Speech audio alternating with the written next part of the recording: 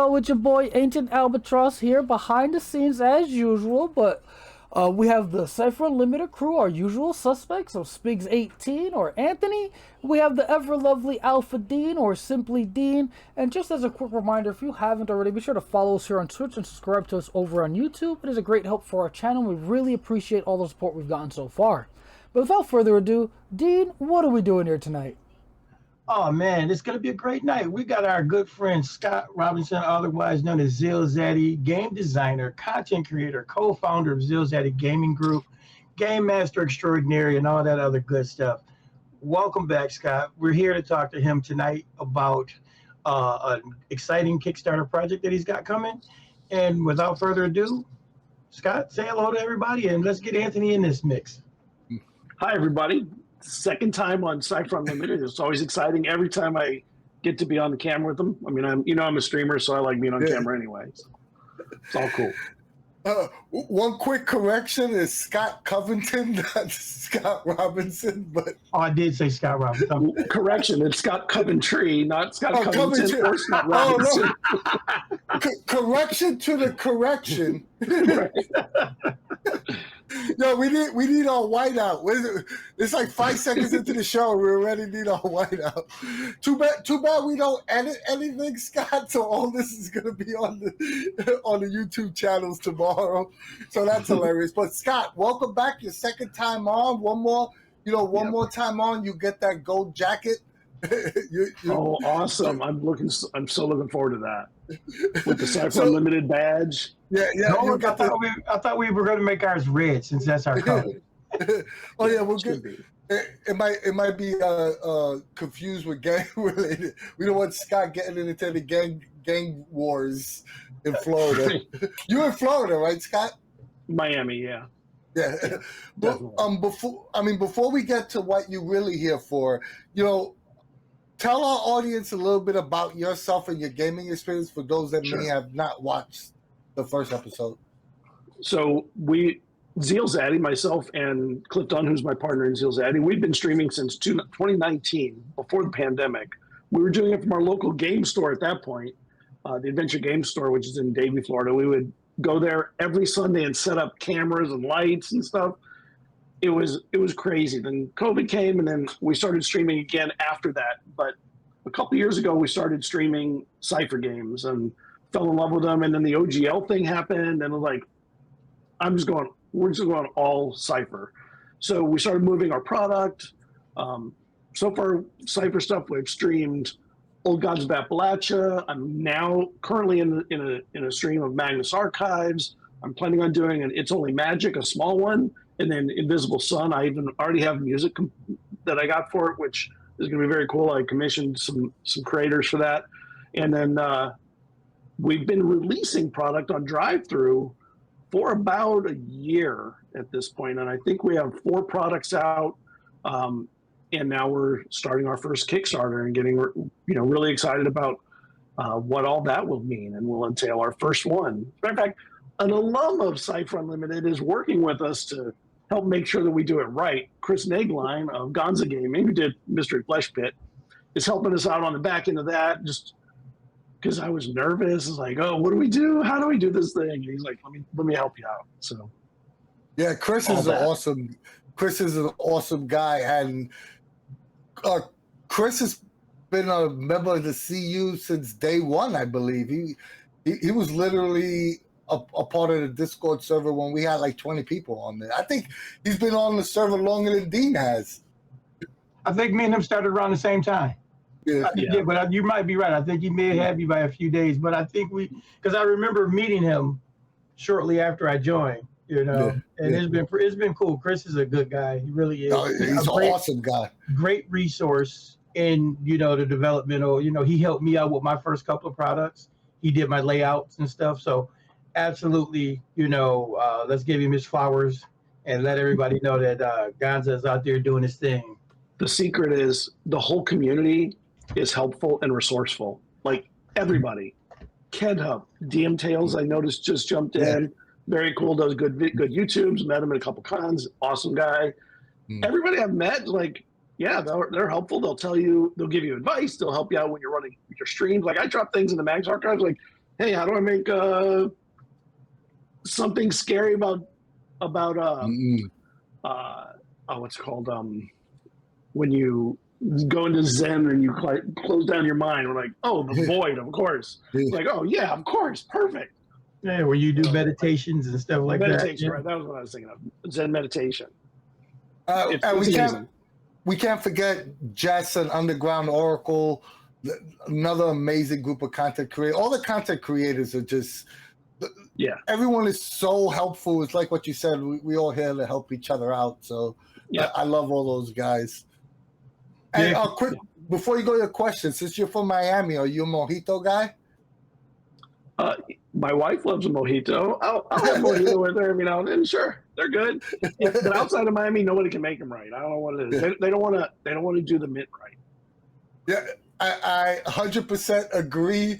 Me and my wife went to Miami, and that was all we were drinking. And then I came home, tried to make it, and it was okay, but it just didn't taste the same.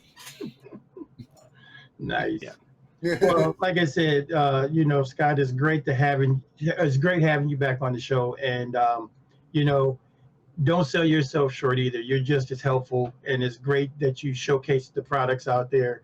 And I really can't wait. I downloaded the primer, took a look at it, and I really can't wait to get my hands on this product. It looks awesome. So I'm definitely a backer.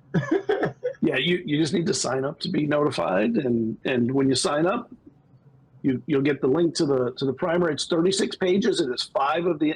So the book is going to be 100 NPCs for urban fantasy. So politicians, spies, pranksters, people that would make a living in Scott, cities. one sec.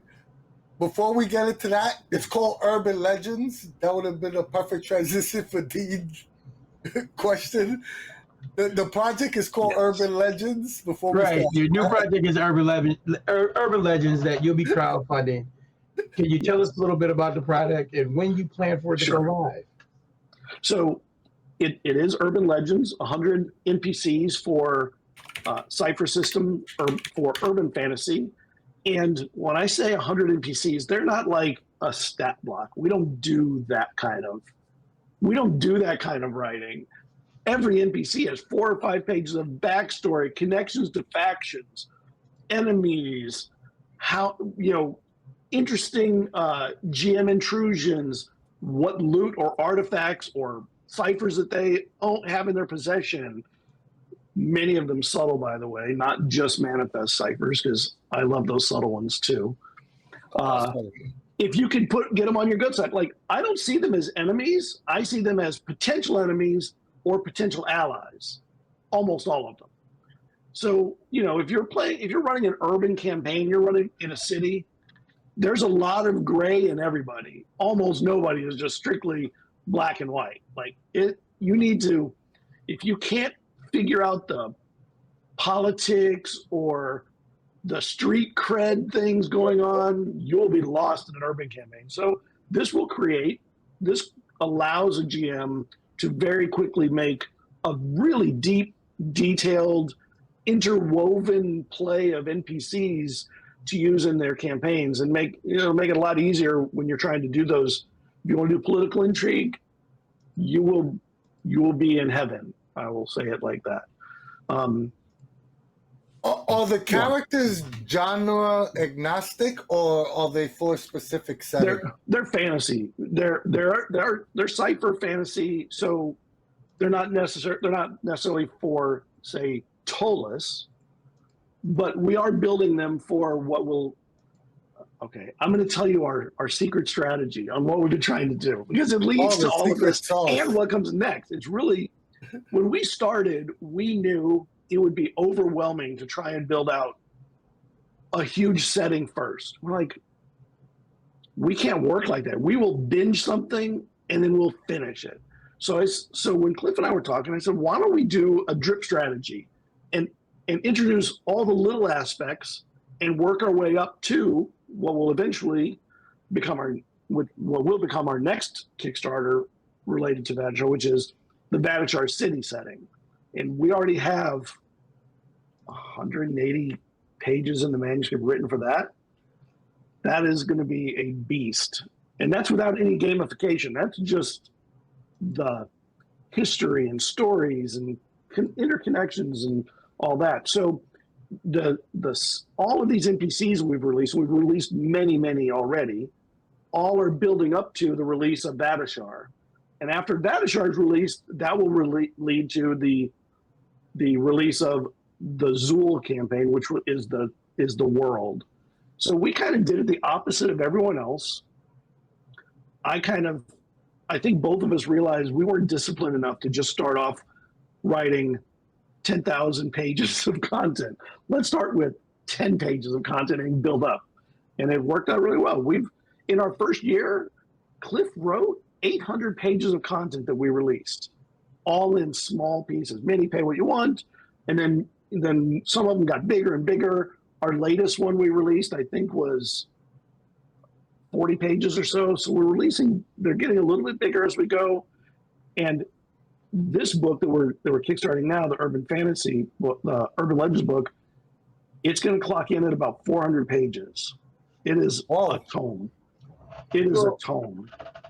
Well, I can't say, like I said, having the primer that you sent out, what I really like about it is, like you said, the characters are just, the NPCs are just that. They're just NPCs. They can become whatever you want.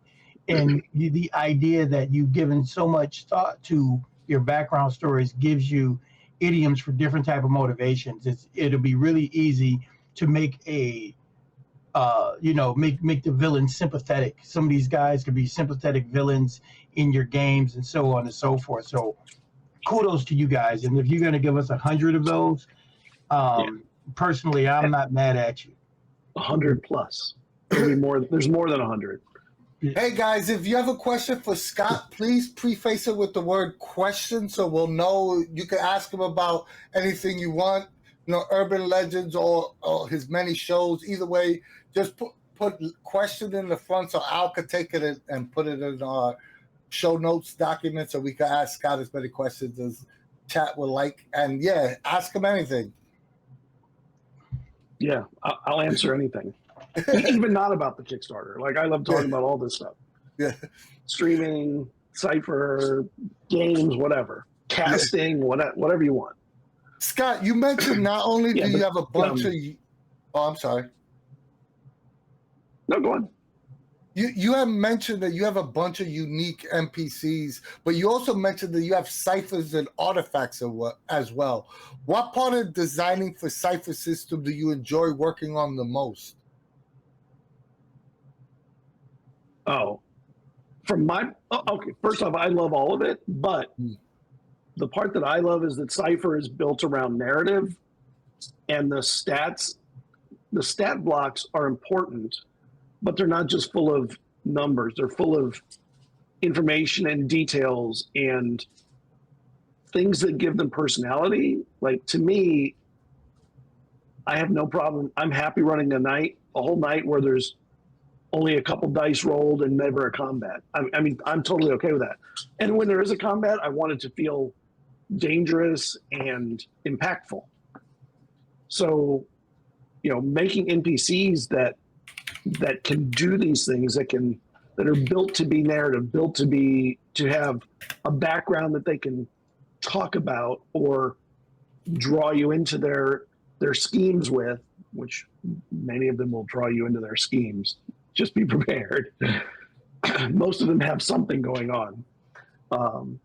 To me, that's my favorite part. And I also love coming up with interesting ciphers. Like, there was a cipher we did in a few books back, where there was this a priest of a cult, and he was a pretty powerful person in the city, but he was lazy. And one of the things I came up with is he would do these documents, and he would put wax seals on them and sign them in advance, so he didn't have to do them all later. And if you could get one of these in your hands, it would give you pretty immense power in the city to affect some law or change in cultural attitude. And when I wrote it out, I was like, in an urban campaign, this could be crazy dangerous, and it would be useful until they figured out that that you didn't really do it.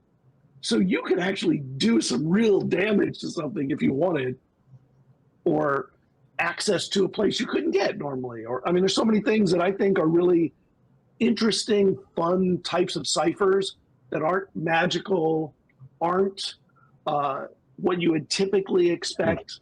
I love those things, and they lead to really rich role play. Like, if you're a rogue of some kind and you see that sitting there, and you know what that means, damn, that's being slipped into something. I'm taking that. Right. If I'm the rogue, I'm taking one. That sounds freaking awesome. You know what I love about Cypher System, and maybe it's the mindset, is when I first started, I didn't fully grasp the power of ciphers. And once you get with a group that are using them and constantly using them in creative ways, you see how impactful even the simplest cipher could be in a session, which is hella cool. And it kind of leads into my question, what both of you guys are talking about designing and everything. But I just wanted to say on that same subject, yeah, you know, Anthony, what you're saying is absolutely spot on. Cypher system, you know, the conceptualization of Cypher system, if you didn't think about it, this is just another ciphers is just another narrative tool. You know, they actually put a label or a moniker on things that we as GMs in other games you were just completely improvising. You know what, here's this thing over here, or here's that thing over here, this is going to give you this bonus or that bonus, where now ciphers are just sitting in players' pockets, and they can just like, hey, look, you know what, I got a thing, and that thing might be able to be used, like you said, smartly or differently. So quite awesome. And that being said, you know, Dean, before you ask your question, just made me think of something. Scott, Dean, I got a question for both of you. Has there ever been a cipher in your game that was game breaking? Because that comes up on Reddit all the time, how some people feel that ciphers could be game breaking. Have you ever experienced that? I haven't. I remember when I was reading the old Gods book, there were a few things I felt were pretty powerful, although I don't remember them off the top of my head. I remember looking at them going, oh, do I want that in my game? Like, it was, as a GM, some of those things are scary to run because they can lead to things that are really hard to manage as a GM. Although I kind of run a pretty open world kind of game more than a railroaded game. But I don't think I haven't seen anything that I would feel is game breaking. If as a GM, you read it and you understand it before you put it to use, as long as it also fits the tiers of the characters. Like, if you can't just give the most powerful things to new characters, although really Cypher, new characters aren't that weak. It's not like they're not like Shadow Dark level 0 characters with 1 hit point. It's not like that. So I would say, no, I don't think there's anything that I might be careful how many big ciphers I release, drop out to someone. I think numbers may be more dangerous for the GM than the individual quantifications of any one cipher. And the way I'll answer this, Anthony, is initially I probably would have said yes, but the fact that, you know, and I'm about to say the word, the paradigm shift, once you have that, Drink. You know, drink. Sorry about that, guys. But once you have it, once that happens, nothing is game breaking anymore because you are continually evolving as a GM. So you have to be on your toes. It increases my improvisational skills. Like, you remember the volcano cipher that was a big talking point in Numenera? I think it was Numenera had the volcano cipher, where you make a small localized volcano, you know, with this particular manifest cipher. And I remember sometime it was in a one shot, and the first time the players used the players got it, it was a random cipher that just came up, and the players used it and it would have ended the game right there. We were only an hour into it. Was a one shot. So for me, it made me have to think, okay, we're playing science fiction. Perfect. The bad guy is anal retentive about being murdered, so he has clones all over the world. So that way I was able to save him and let the players get away with their, with their big boom. And now it took the game to another level, because now he's like, wait a minute, you bastards killed my clone. I really hate you now. Before it was just I was going to manipulate you and use you. Now it's on. So things like that. I think Cypher really encourages us as GMs to become grander storytellers. So that's my I agree with both of you. Jason C wrote in chat. Now I lost it. I know it was the secret one. He mentioned secret can be game breaking. That's the one where you can ask the GM a question. Mm-hmm. But he said, but that's why I put it in every single one of my games, which is hilarious. I agree with both of you. Can some ciphers have game-breaking abilities? Absolutely. Yes. That's what GMIs are for. You could auto-correct any major mistake with a GM intrusion. So I think there is zero ciphers that can absolutely break a game, because there's a tool in the mechanics itself that allows you to autocorrect. You have the whiteout. So I never thought it was game breaker. Sorry for going off on a tangent, but Dean, you can ask your question. You can choose not to use it too. No, I'm just laughing. I'm laughing because Jason just wrote, he said, that's like the old days when your PC gets killed and you just write Junior at the end of your character's name. Yeah, that's good. I saw there was a question somewhere that scrolled through there. We're gonna at the end. Oh, just gathering. Okay. Yeah. So again, it says we were just talking about that. You've been working on many Cypher projects. Like, is there something we can expect more of, and what makes Cypher games so appealing to you in the first place? I mean, we've kind of touched on some of it. Yeah, well, everything we've done for Cypher so far is for fantasy and all for the city of Vadishar. Although realistically, they can be used in any city campaign. But Vadishar is a pretty special place. Like, we're working on the map right now, and we'll be getting a map commissioned soon. And for instance, it was in the game, there's one called Lore of the Giant Kings, where you learn a little bit about history, prehistory. And the Giant Kings were really space aliens that came and created not all of the species, but many of them.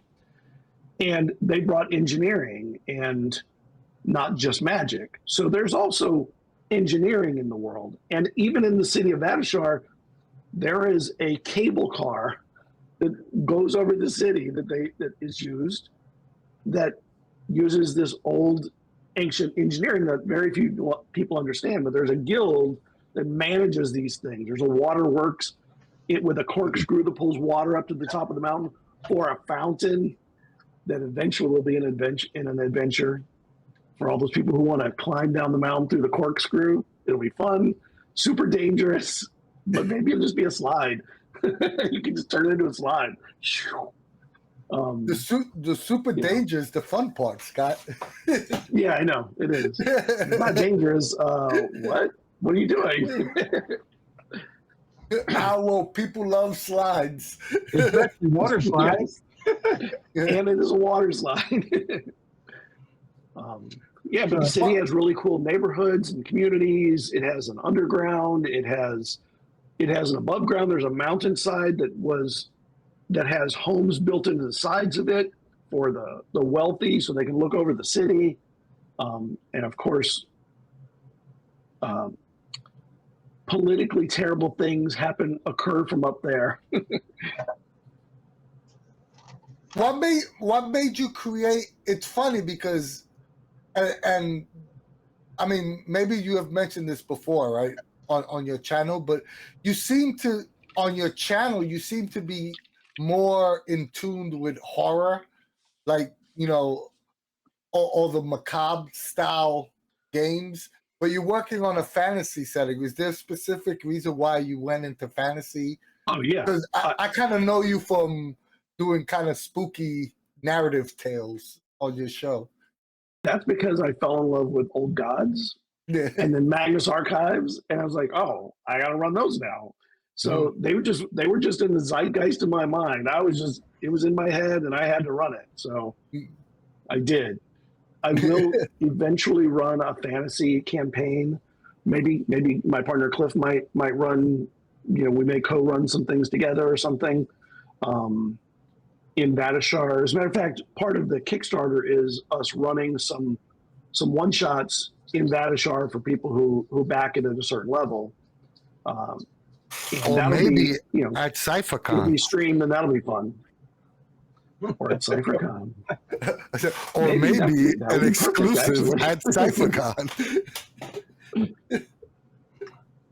I would, one thing that I thought when I was at PAX and I saw there was a group there doing interviews, I think, and I was like, I would love to take a streaming table into like Gamehole and stream some one shots, not just play them live there, but play them live and stream them out.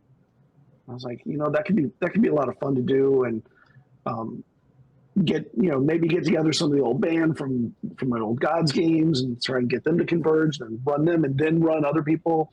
I love cons for that, although I don't generally love running one shots. I feel one shots tend to be a fun, chaotic mess that narrative play is hard to make work in. So it's, how fast can everything move? That's what it becomes. It's really funny that you bring that up, because when I first came and started hanging out with Anthony and Al, I was absolutely, totally and utterly against one shots. One shots were not my thing. It's like, I can't. But then with Cypher, I learned I could do a movie. And that's how I look at my one shots. One shots are movies. And, but now, like, because I still love campaigns, but now I run, my campaigns are no longer, typical campaigns where they don't have a beginning and an end. They're television seasons, and every session is an episode of my TV show, but I'm telling a concise story. So I look at them like that. And I think that's how I've been able for me to get the most out of what Cypher brings to the table. Real quick, Al said, if I got rid of one shots, I'll lose 99% of my gaming experience. I'm the exact opposite. I prefer one shots. I think there's a different mindset when you're running one shots. I think that it's you have to, normally you could build pace, you could build the atmosphere over a campaign. With a one shot, you need to hit certain points. You need to hit your story beats at the right time. It's less back end planning, but more beginning prep, if that makes any sense. When you're running a one shot, don't get me wrong, I love a good campaign, but I prefer my gaming, especially with Cypher System, in the one-shot format, because it's like what Dean said. I could tell a movie. I could tell, we're going to take your character and we just going to, a couple of days of these players' lives, and I'm going to tell a complete story. But I could definitely see the other side of the fence on that. But like I said, I enjoy both, because like I said, I come from those, 10, 15 year, campaigns. Yeah. I had a group that I ran, like I was telling somebody on the server, we have 14 people in this group. At any given time, I'd have 8 people, and sometimes all 14 would show up. And we ran this campaign for 9 years. So I come from that type of, history. But then, like I said, Cypher, and it was you, Anthony, I'll be honest with you, it was you and Al that really taught me that a one shot could be effective. Not only effective, but extremely fun and fulfilling. Scott's definitely right, though. When you're playing a one-shot, it can be chaotic because players have no fear of character death, or sometimes they even embrace it. Yeah. Well, you know me. I do that all the time with your games. I have a lot of respect for people who can run frequent one-shots. I'll run them occasionally. And actually, I do think I've run some pretty cool ones. but I have to put a lot of effort into making a one-shot work. Like in my head, I can't just sit down and just roll things and make them. I could if it was just more narrative-y stuff, but like, okay, I'll give you for instance, the best one-shot I think I've ever run, it was in that old system that we don't like anymore. But everybody, when they started the game, they brought their characters, and the twist was at the beginning they were already dead, and they wake up and they don't know it. They wake up in the middle of a natural disaster. A flood had wiped out the town they were in, and they all died. But now the town was going to be overrun by undead that they could affect directly, but they had very little effect outside of the ethereal plane. So it created a really interesting dynamic, and they thought they were seeing the ethereal, not that they were, and they were really seeing, they were living in the ethereal and seeing the reverse of the prime material plane. So it was kind of a cool thing when they made the realization, and the way they realized it was there were phase spiders that go back and forth between the two, and they realized they were on the wrong side of it. So it was a very cool one shot, and it took me like 2 weeks to make that thing work, not 10 minutes. So if I have the time, I can make a one shot that's fun, but I'm just not good at doing them right away. To me, it's like, I love Rogue One. I'd rather play Andor. I'd rather have that mini campaign, 2 years or whatever, than one episode. I love them both. I want to watch great movies and play in great movies and run great movies. I just think I'm better at mini campaigns. That's all. I think I'm the same exact sentiment, just the reverse. I think I'm better at telling Rogue One than I am telling Andor. And like I said, for me, it's just weird. I think I just found my rhythm. I realize I can do both. I like both because I'm the guy who gets inspired. I'll go to a movie and my whole brain, and I'm ready to go. I want to do it. But in the same breath, I love a full story. I love to see progression. I love to see growth. And I think that's the part of a campaign that I love. Whereas the one shots, it's kind of like everything is self-contained, and we're gonna do this thing here. A prime example was the movie Pitch Black. I loved Pitch Black. I loved the concept of the Furians. I loved Riddick. Yeah. I loved all those movies, and I could see telling those as one-shot stories, but also expanding it out because especially when they did Riddick and they talked about the underneath and then the necroverse and all of that kind of stuff. That just got me going. So that's just what it is. And go ahead, you're up. Oh, let's touch base on your Twitch and YouTube channels because we haven't actually talked about that. I think that your Story Talk is on season 3 already. Your Magnus Archive series is going strong. Do you have any future plans for both your Twitch and YouTube channels you want to share with us? Yeah. So I'm nearing the end of the Magnus Archives campaign that I'm running now. Story Talk, I do a couple times a month.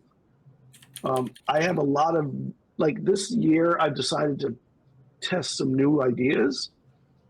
And in July, I'm going to test a game show version of it that I mentioned to Dean at PAX. I want him to be part of it, to like be a GM in it, where it's called Paper Bag right now, but the idea is, can you role play your way out of a paper bag? So GMs will have scenarios that they will challenge the contestant players to role play through. No stats, no dice, only role play. And the GMs and the chat will vote on everyone's success in doing this. Like, did they love it? Like, whatever it is. And then, at the end of the night, the winner will get probably, I think I'm going to get Critical Hit Dice to give me dice because I'm an affiliate with it. We're an affiliate with them. So they'll probably give us some dice to do giveaways for the winner and make it like how come there's no game shows for TTRPGs? Like, I was thinking about that, like, what is wrong with us? We should be doing this. It's like everyone loves role playing. Untapped market. And no one's doing it. So I've been working on it. I've been getting some branding together for it. I would love to get a sponsor for it. I don't think I'm big enough for it, but maybe a small group, would sponsor it. But I love the idea of role play as a game. Like, it's already fun and it is gamey already. In fact, there are even mechanics for role play in Cypher, including the very odd romance ones, which I'm using in my current Magnus archive kit. It's so weird, so funny. That sounds awesome. Yeah, well, like I said, the concept is actually phenomenal. When we talked about it at PAX, I was like, yeah, count me in. I was like telling Anthony, about it. When I first came back, I couldn't get it all out because I was just like overwhelmed. I did not think PAX was going to be as cool as it was. PAX is amazing. It really is. And I'm definitely down for it. I think it's kind of like it'll be the kind of a serious version of whose line is it anyway, or something. Yes, exactly. We all love that. Everybody who loves role playing loves that. And it gets rid of no combat. You have to role play your way through the scenario, whatever it is. It gets rid of the stigma of mechanics. Mechanics. It's improv. And then people don't have to worry about min-maxing or anything else.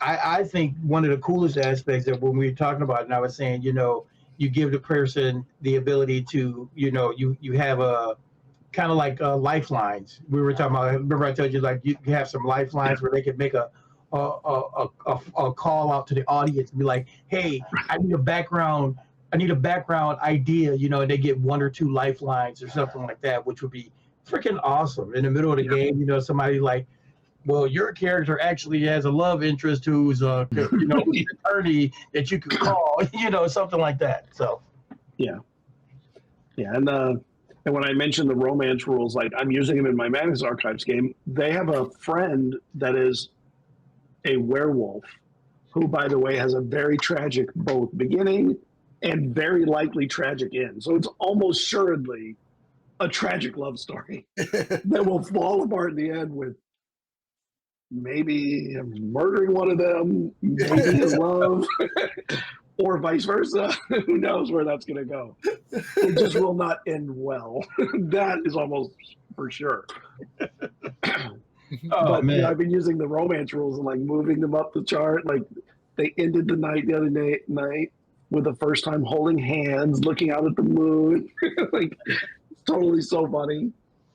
And what's your take on the romance rules? Because people either love them or hate them.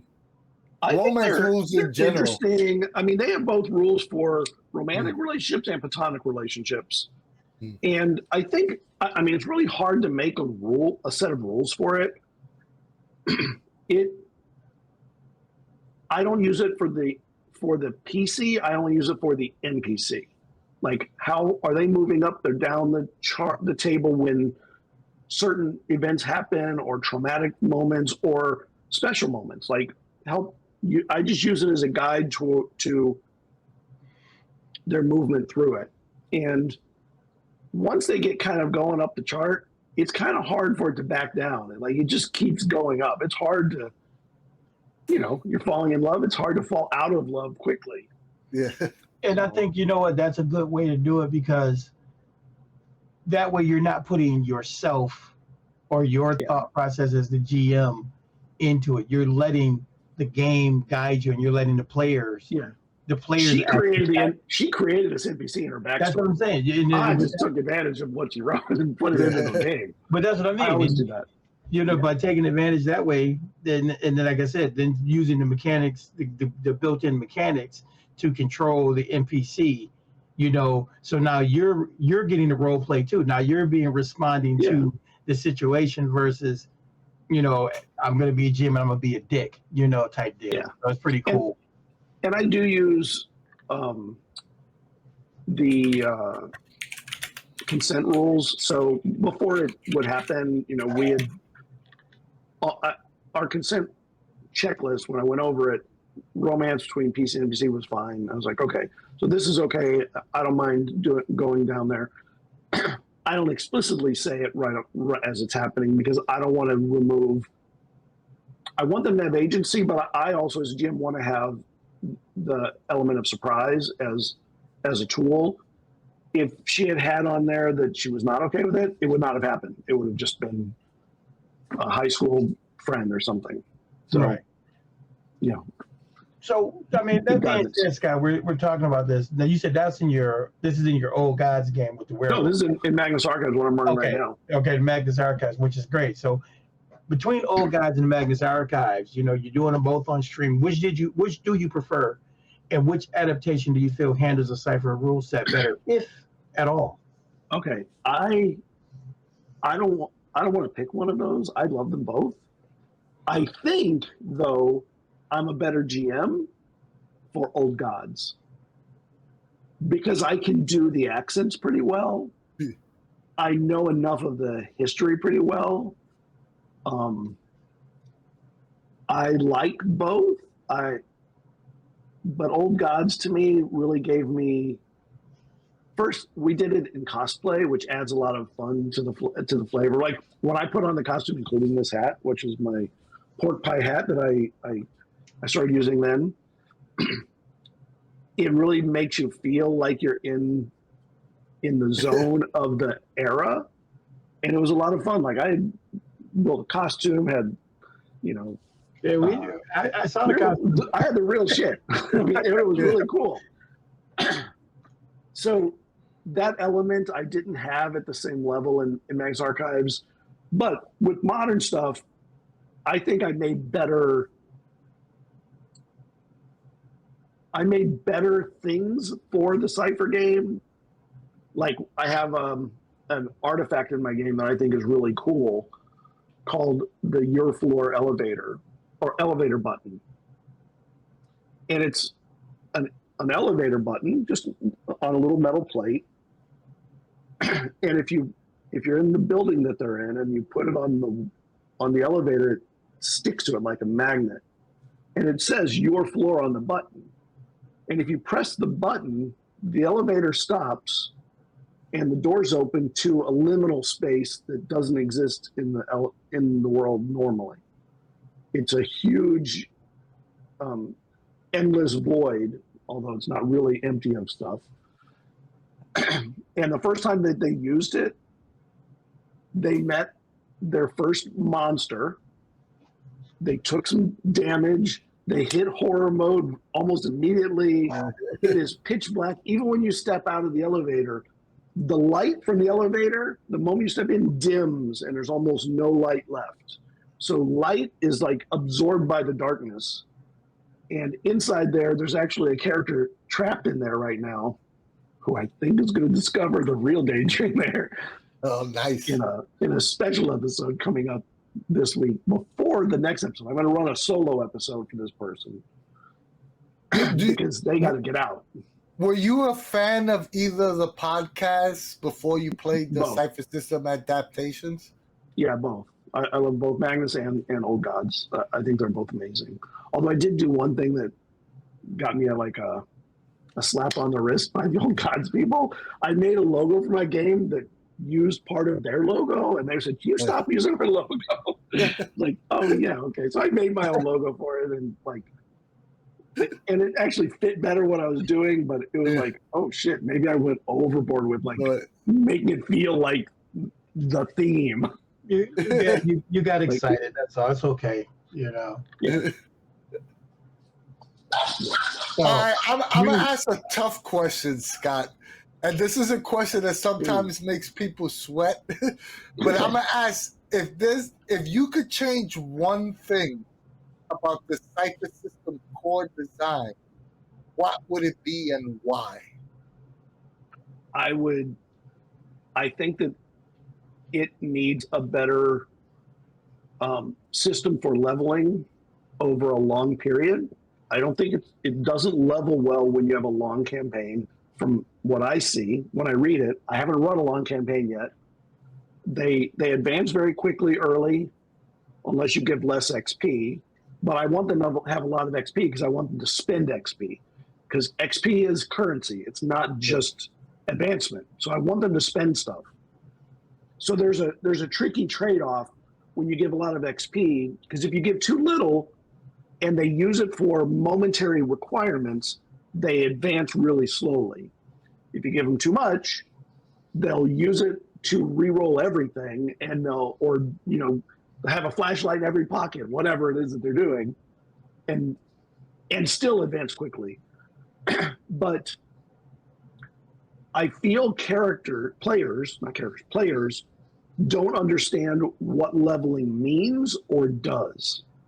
It's very confusing because it's so, the difference between levels is almost like a painted gradient. There is no line. There's no easy differentiation that you can look at and go, well, yeah, that feels like like in D&D, like when you hit level 5, you hit level 5. Yeah. Everything You before feel that, the growth. and then you get fireball. Yeah. And everything changes. Or lightning bolt or something, whatever. And certain levels that just feel like impactful. And I really feel that the advancement system is it's almost like a constant transitional state you're in, which some players will love and some players will be very frustrated by. And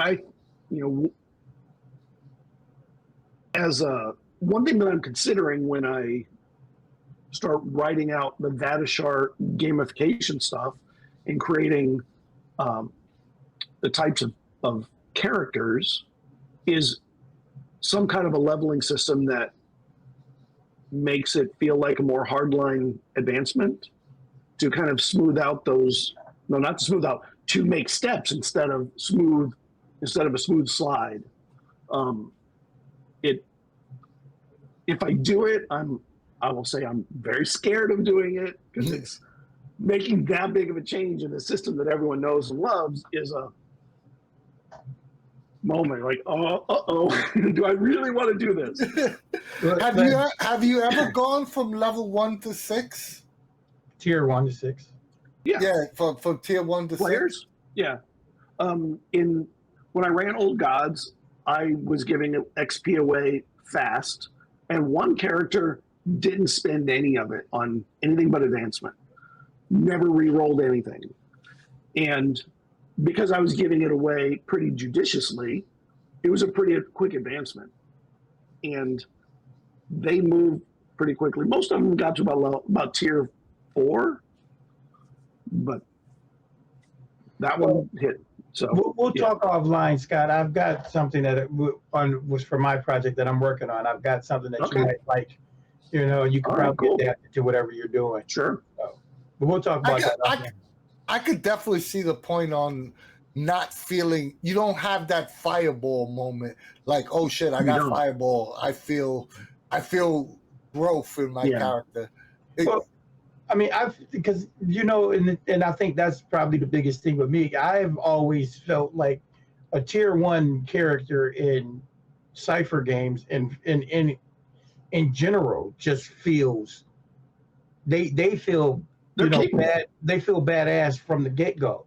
I always feel like, okay, we're ready to get out here and get this thing going. You don't have that same cautionary, mindset. So, all that, we've talked about a bunch of great stuff. Anthony, asked you about changing core designs and so on and so forth. But what advice or any additional advice would you give to our audience who wants to get into game designing and content creation? I would suggest start small and build up. I think Cypher is a great system to build product to. I think it's a very friendly, fast to develop system. It has a lot of nuance, but that nuance is your friend as a creator. Like in some games, I think it creates complexities that don't have benefit or don't have obvious benefit. Here, like I feel that Cypher is a really friendly to develop system. It's fun to write NPCs. It's fun to write ciphers. You can invent almost anything you want and make it function within it. Like it is so fluid with the capabilities of the system that, you know, I find that to be, as a creator, really exciting. I like openness like that. I like the ability to really push the envelope in places. I also like that making things that are very lightly add a little bit of power or potential, whatever you want to call it, is easy in Cypher and hard in a lot of other systems. It's hard to make a very light magic thing in D&D. Very hard. It either has this spell in it or something or not. But Cypher, nice, subtle, mildly powerful or potent things. Very cool, very easy to do. So nice. I would say start small and pick a genre to start and stay with it for a little bit and then move around out. Like Ken Up is now doing Void Home, and you know, he picked a genre and said, this is the one I'm going to do. And awesome. And he's got this huge, beautiful piece he's doing. And it's very exciting. And I think everyone's really excited for it. You know? Yeah.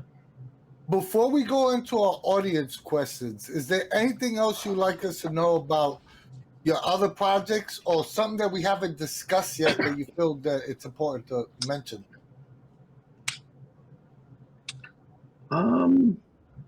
I am going to do it. It's only campaign that's meant to be like, have you ever, okay. When I ran at CypherCon last year, I did one game, one shot built around Where the Wild Things Are, the kids book. Yeah. Mm-hmm. Oh my God, I had so much fun. I think I'm going to do a little one shot built around that I'll make like a pay what you want or something. It was a blast. And it was so much fun within It's Only Magic. I didn't know if it would work, and it totally was cool. So that's fun. That's something that's in my head that I might want to do. And I love the book. It was my favorite book when I was a kid. So, oh my God, did I just age myself? Maybe I did. I think you're younger than me, Scott. So it's still, you know, and I love the book too. That sounds awesome. So, I mean. When is do you plan for? I don't know if you have a set like time a month, but Urban Legends.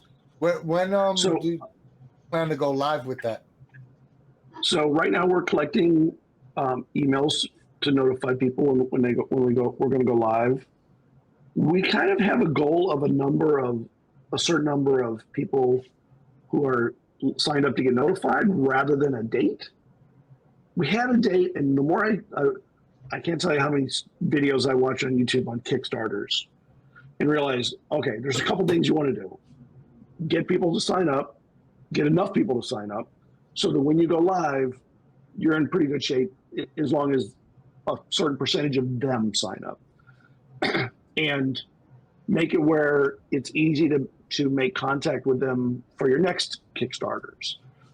So it's really more about when we get the numbers that we need, but you know, we're pushing to do it as soon as we can. If we hit the number, I'll do it tomorrow. We're ready to go. So it's all written. The manuscript is done. There's some gamification stuff to be done still, but most of that is already in process or nearly complete. I've got artists lined up. Some great artists are already lined up. They're really excited. They keep asking me, "Are you ready? Are you ready? Let's go."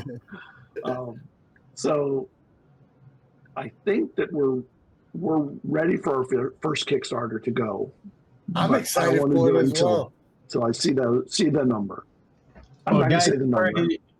You heard it here first. ZealZaddy is looking for a specific number.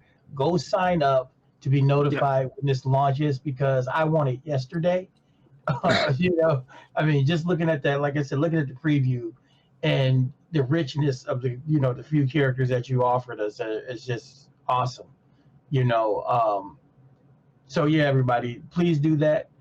And I guess without further ado, we're going to jump into the audience questions, right? Yeah, you can ask the first audience question, but I just want to reiterate what you said.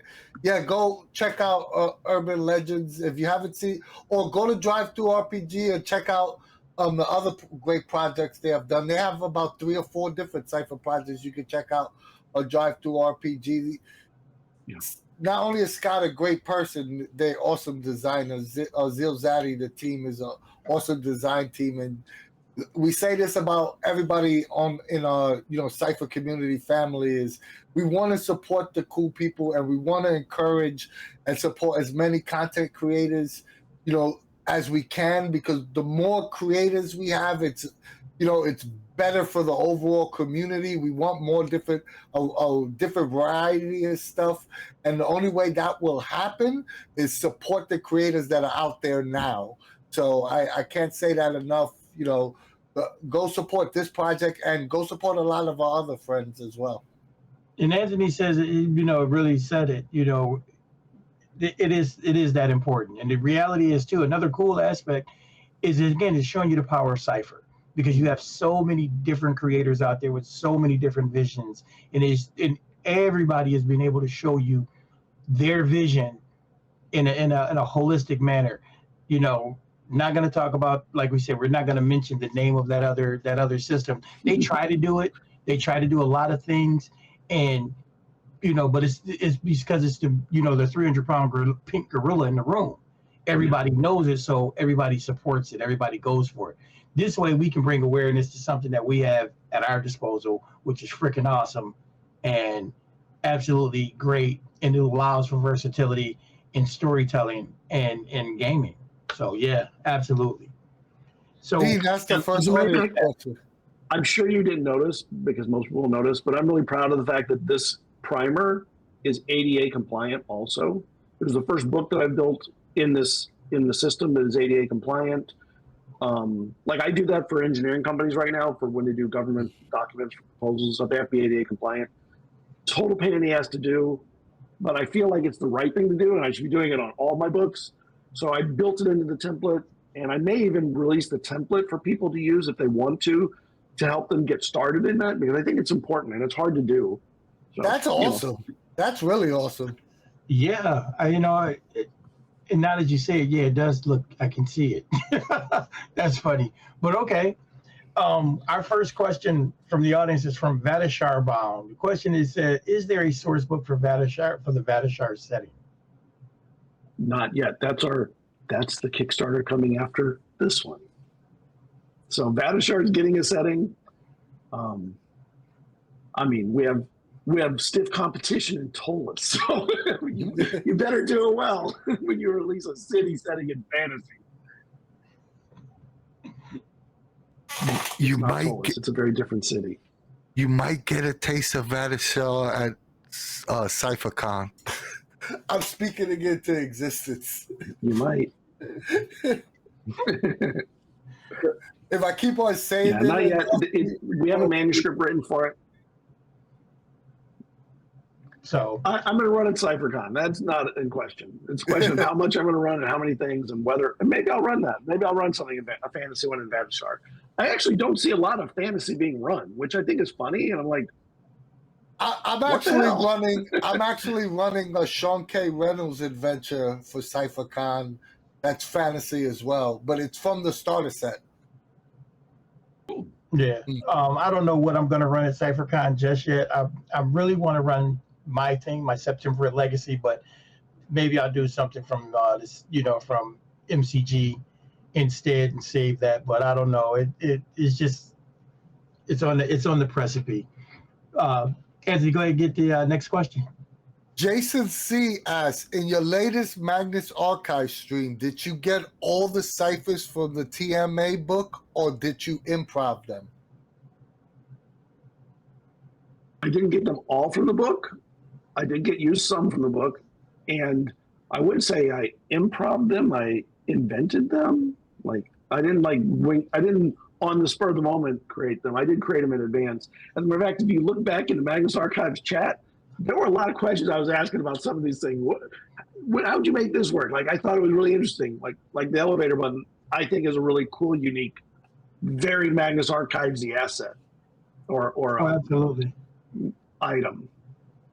I mean, to me, it's just the perfect, it's a perfect artifact to have in any kind of modern day supernatural game, that's going to have any, long-term compunction. Or I could even see it being a one-shot.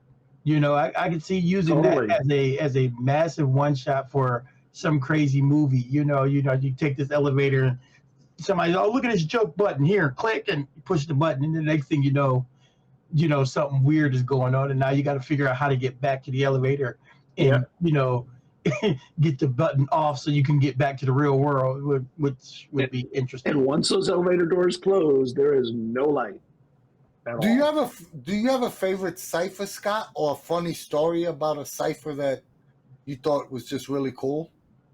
I have a favorite entity. I love the spiral. Okay. Although that's not the one I'm using as the major one in my game. It is a B plot line. The A plot line is the desolation. But I hope nobody in here that watches it is listening. I think they already know by now. There's only a couple of episodes left, and they've pieced together the real danger, I think. They'll be visiting Spain soon. Nice. That's awesome, Scott. I mean, again, I just want to say, before we close things out, man, really appreciate you coming, hanging out with us. It's always a pleasure to speak with you. Always inspirational, and just keep up the great work, man. And, come back and visit us anytime. Oh, I love coming on. I love you guys. I think you do amazing stuff.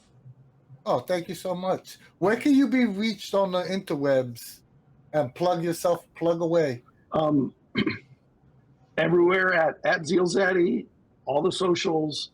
I'm most active on Blue Sky, Facebook groups lately. I don't know why. It's odd. I don't normally hang out on Facebook much, but the Facebook groups are always pretty good for Cypher Unlimited.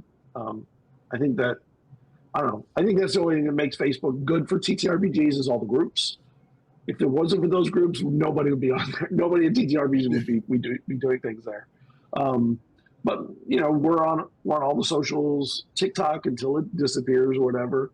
Although I don't post a lot there just because I feel like it's going to go away, and I'm like, ooh. But our YouTube is very active. We have a lot of posts there. Story Talk episodes go there. Our podcast goes to Spotify and Apple, which is Story Talk is video and a podcast, and that to me is a thing that I love because it really brings in a lot of very interesting aspects of TTRPGs that are rarely discussed. Like the last big episode we had Jess the Human and a bunch of people talking about doing charity streams and how do you get involved and how do you find a charity. I'm like if I do a show, it's probably because I don't know something, and I'm going to bring on people that do know, because I'm curious about everything, and I feel like I know nothing. So I may as well just surround myself with people that know everything, and a little bit will rub off, and I'll get 5% of it, and then I'll do something because I'm constantly my brain doesn't stop doing stuff. So that's my strategy as well. I think all of us. Surround yourself with brilliance. I think all of us. I mean, I've learned a lot, from the MCG people. I've learned a lot from you guys out here. I'm always learning something, and every chance I get, like you said, just be a sponge. Let me sit in the corner. Yeah. So. All right, guys, definitely check out ZealZaddy's work on Drive-Thru, YouTube, Twitch, Facebook, Discord, all the places, and go support Urban Legends or check out their other products on Drive-Thru RPG. Scott, it's been a pleasure talking to you. You're welcome back anytime, and Thank you know how we feel about you. But I'm gonna go into my you're all good spiel. folks. If you like us and you like what we do, join the Cypher Unlimited Discord server for all things Monty Cook games. We have the largest fan-run Discord server for everything MCG. But if Discord's not for you, join our Facebook group. There's still great conversations being had there daily. If you find it in the kindness of your heart, subscribe here on Twitch or go to our YouTube channel and like, share, and subscribe there. Our videos and streams are always free, but if you want to support us financially in any way, you could give us a little donation on Ko-fi or go to our online store and pick up some cool Cypher Unlimited merch like the shirt D got on or the hat I got on. And last but not least, we love you guys. Yep. Thank you guys so much for stopping by. Thank you, Scott, for coming in, talking about your stuff. Thank you, Anthony and Dean, for chatting it up. It's been a blast as usual. And as usual, from us at the CU, we will see you later. Peace.